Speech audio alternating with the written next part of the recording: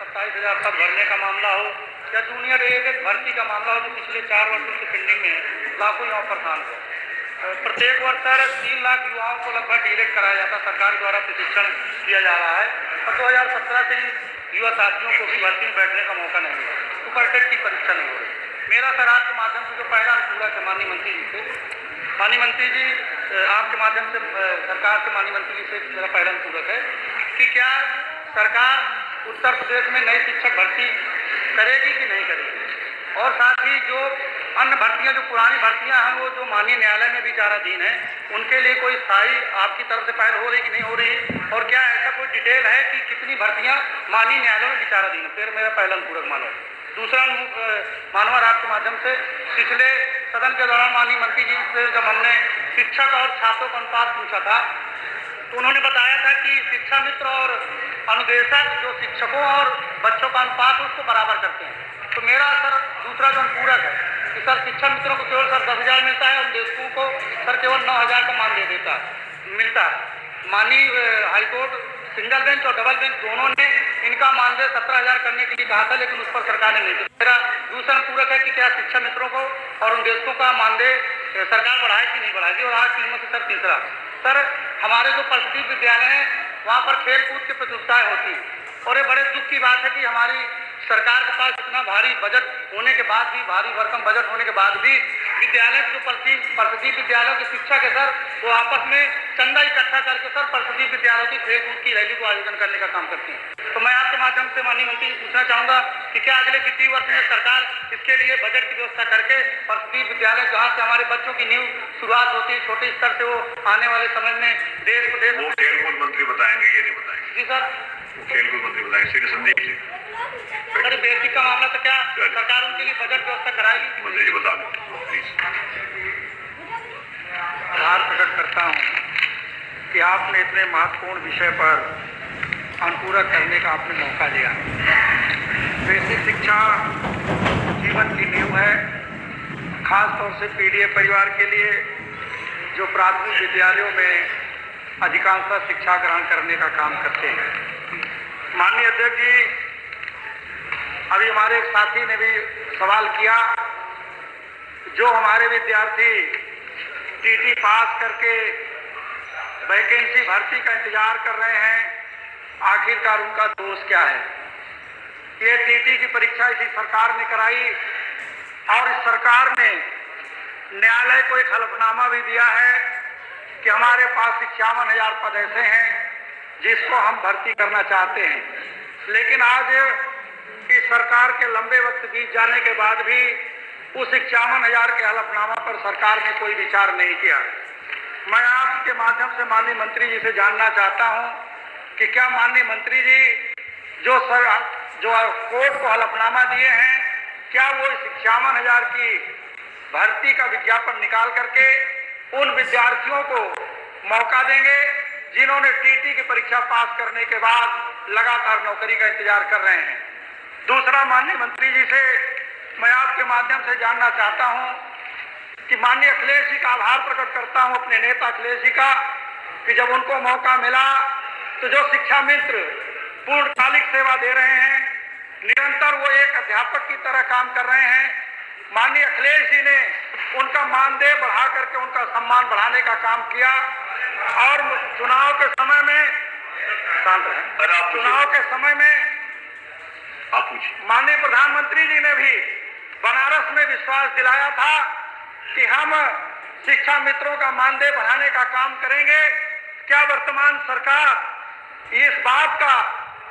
शिक्षा मित्रों का मानदेय बढ़ाने का काम करेगी? तीसरा, मेरा आपके माध्यम से माननीय मंत्री जी से कहना है कि लगातार जो शिक्षक भर्ती, चाहे 69,000 का घोटाला हो, जिसको सरकार ने भी माना, आयोग ने भी माना और कोर्ट ने भी माना कि 69,000 में आरक्षण का घोटाला हुआ है, जो वर्तमान में सुप्रीम कोर्ट में लंबित है। तो मैं आपके माध्यम से माननीय मंत्री जी से जानना चाहता हूं कि आखिरकार उनमें शिक्षकों का क्या दोष है जिनके साथ अन्याय हुआ? तो जब तक कोर्ट से कोई फैसला नहीं आता, क्या उन शिक्षकों के लिए अलग से कोई प्रावधान ला करके उनके बारे में सरकार विचार करने का काम करेगी अथवा अपनी तरफ से अदालत में कोई ऐसा काम करेगी जिससे उन विद्यार्थियों को, उन शिक्षकों को जल्द से जल्द मौका मिले इस देश प्रदेश की सेवा करने के लिए। साथ में माननीय मंत्री जी लगातार पत्राचार के माध्यम से, अन्य साधनों से पता चलता रहता है कि जिस तरह से बेसिक शिक्षा के विद्यालयों को बंद करने का प्रयास किया जा रहा है, कहीं जिस तरह से बिजली विभाग या अन्य विभागों का निजीकरण किया जा रहा है, कहीं माननीय मंत्री जी इस शिक्षा का भी निजीकरण करने का प्रयास तो नहीं किया जा रहा है। इस पर हम माननीय मंत्री जी, माननीय अध्यक्ष जी, माननीय मंत्री जी से आपकी तरफ से जानना चाहते हैं। आपका बहुत बहुत धन्यवाद। माननीय मंत्री।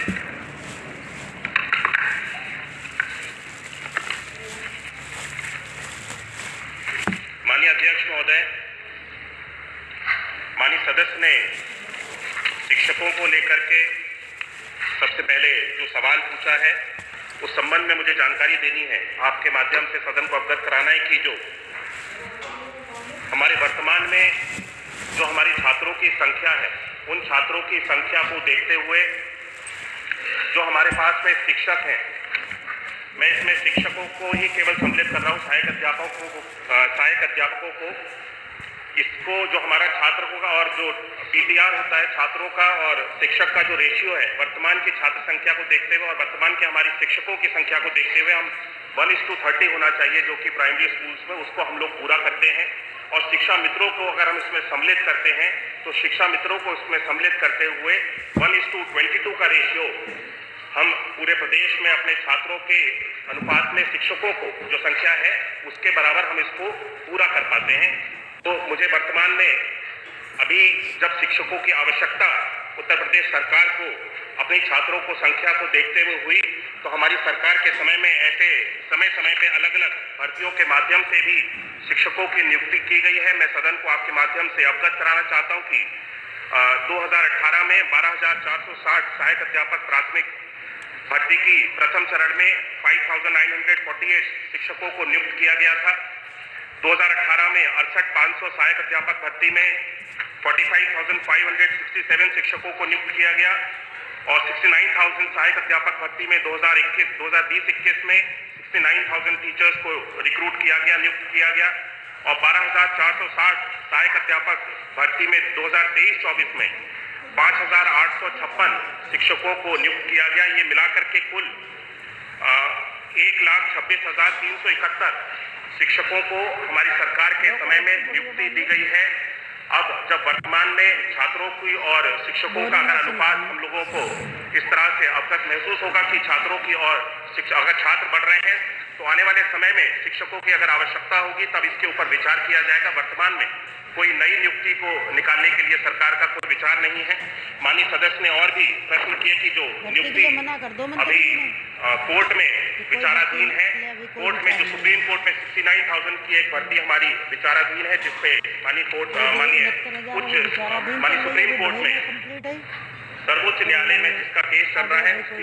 ये हमारी सरकार की ओर से पूर्ण रूप से पहल की जा रही है। जो भी हमारी सरकार का उसमें योगदान हो सकता है, हम स्वयं चाहते हैं कि शिक्षकों की ये जो भर्ती की प्रक्रिया है इसको जल्द से जल्द समाप्त किया जाए और सरकार की ओर से इसमें पूर्ण योगदान दिया जाता है। माननीय सदस्य ने खेलकूद के बारे में भी चर्चा की। मैं बताना चाहता हूँ, अवगत कराना चाहता हूँ कि हमारी सरकार के समय में बच्चों की शिक्षा के ऊपर तो हम लोग ध्यान दे ही रहे हैं, लेकिन बच्चों के ऑलराउंड डेवलपमेंट में खेल का भी बहुत बड़ा योगदान है। हम समय समय पे प्रदेश स्तर पे, जिले स्तर पे अलग अलग प्रतियोगिताओं को ऑर्गेनाइज कराते हैं, जिसके लिए यहाँ से धनराशि की व्यवस्था भी की जाती है और हर एक विद्यालय में बच्चों को खेलकूद के उपकरण को भी उनको उपलब्ध कराने के लिए भी हर विद्यालय को अलग से हमारी सरकार के द्वारा, शासन के द्वारा धनराशि दी जाती है, जिसके माध्यम से बच्चों के लिए विद्यालय स्तर पे जाकर के खेलकूद के उपकरण परचेज किए जाते हैं और जिससे बच्चे खेलकूद में जिस भी क्षेत्र में उनकी, जिस भी खेल में उनकी रुचि हो, उस खेल में आगे बढ़ सकते हैं। माननीय सदस्य ने यह भी प्रश्न उठाया कि हमारी सरकार के समय में विद्यालयों को बंद करने का कार्य किया जा रहा है। मैं याद दिलाना चाहता हूं कि 2017 से पहले उत्तर प्रदेश में परिषदीय विद्यालयों की जो स्थिति थी वो किस तरह की स्थिति थी। बच्चों को स्कूल में जाकर के पठन पाठन के कार्य की कितनी सहूलियत होती थी, हम सब लोगों ने, पूरे प्रदेश ने देखा। 2017 के बाद से उत्तर प्रदेश में खास तौर पे परिषदीय विद्यालयों में ऑपरेशन कायाकल्प के माध्यम से जिस तरह से हमारी सरकार के द्वारा विभिन्न 19 पैरामीटर्स पे कार्य किया गया और परिषदीय विद्यालयों की एक तरह से पूरे प्रदेश में तस्वीर को बदलने का कार्य किया गया। हमारी सरकार के समय में किसी भी विद्यालय को बंद करने का निर्णय हम लोगों ने नहीं लिया है और हमारी सोच भी नहीं है कि बच्चों की पढ़ाई के लिए जो विद्यालय चल रहे हैं उसको बंद किया जाए, बल्कि हम सब लोग आने वाले समय में अत्याधुनिक और नए और उच्च स्तर के बढ़िया स्तर के विद्यालयों को खोलने की हम सब लोगों की सरकार की योजना है। और आने वाले समय में मुझे लगता है जब ये विद्यालय बन करके तैयार हो जाएंगे तो हमारे परिषदीय विद्यालय में भी प्राइवेट स्कूल्स में जो बड़े से बड़े अच्छे से अच्छे स्कूल में जो सुविधाएं बच्चों को दी जाती हैं वो निःशुल्क हमारे परिषदीय स्कूल्स में भी बच्चों को देने में हमारी सरकार सफल होगी। आ गया पूरा आ गया, इसमें जितने भी बातें थी सब आ गई बड़ी स्पष्ट।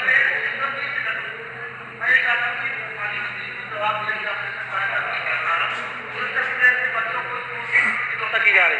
भारत सरकार के आंकड़े कहते हैं कि पूरे उत्तर प्रदेश में 7,85,000 बच्चे स्कूल नहीं जा रहे हैं, तो क्या सरकार की कार्ययोजना में किसी प्रकार की कोई कमी है कि ये बच्चे विद्यालय नहीं पहुंच पा रहे हैं? आप अगर कह रहे हैं कि आप ऑपरेशन कायाकल्प से विद्यालयों की संरचना बहुत हो गया, तो 7,85,000 बच्चे कैसे स्कूल नहीं जा रहे हैं? सरकारी आंकड़े इस पर माननीय मंत्री जी कुछ जवाब देना चाहेंगे?